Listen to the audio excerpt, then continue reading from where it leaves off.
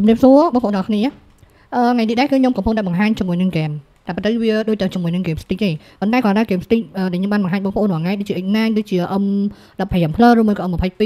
គឺសម្រាប់ focus លេងទៅលើជាមួយនឹងទូរទស្សន៍ប៉ុន្តែបងក៏មានបងប្អូនមួយចំនួនថាតើវាអាចយកទៅលេងជាមួយនឹង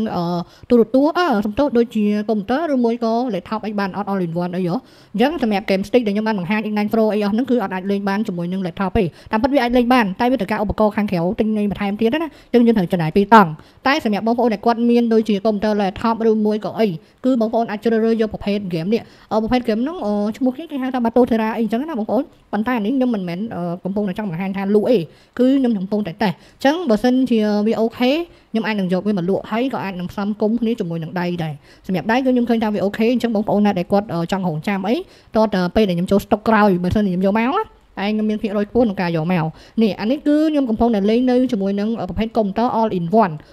one ជាមួយនឹង controller ដែលខ្ញុំមានអញ្ចឹងណាអានេះមែនទេ controller វាដូចជាមួយនឹង X9 Pro ឬមួយក៏អីដែរបងប្អូនព្រោះដៃ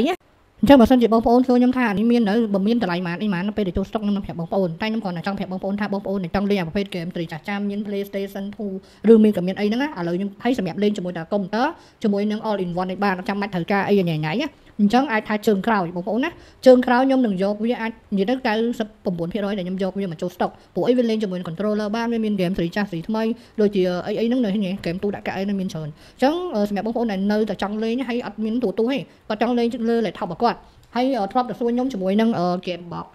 game stick ដែលនេះហ្នឹងហើយខ្ញុំថាលេងអត់បានទេត្រូវតែមានឧបករណ៍នេះឧបករណ៍នោះតែឥឡូវអត់ទេបងប្អូនសម្រាប់បងប្អូនដែលគាត់ចង់លេងទៅលើ laptop ជាមួយ all in one អីឥឡូវគឺនឹងមានតែជាមួយនឹងប្រភេទ Battle Terra វាមិនជាគេនេះហ្គេមអីអញ្ចឹងវាកន្លងខ្ញុំយកមកដាក់ហើយអត់ប្រហែលអីអញ្ចឹងមកចង់បានមកចង់អីតតែរងចាំជាមួយនឹងเพจខ្ញុំជើងក្រោយសម្រាប់បងប្អូនដែលមានតែ laptop ចង់លេងលើ laptop ចង់លេងលើកុំព្យូទ័រអីឬក៏ all in one នេះហើយ process វាមកទៅ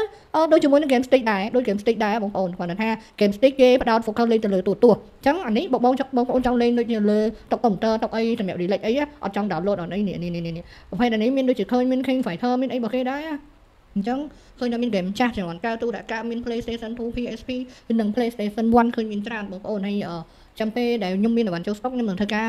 review ហើយនឹងប្រាប់ review អានេះអត់ទេបងប្អូននេះខ្ញុំគាត់ចង់បង្ហាញបើហើបក្នុងមួយវីដេអូដែលថាខ្ញុំរកឃើញផលិតផលថ្មីអីថ្មីអញ្ចឹងមកចង់បានអាចតាមដាន page ខ្ញុំទៀតមកអរគុណ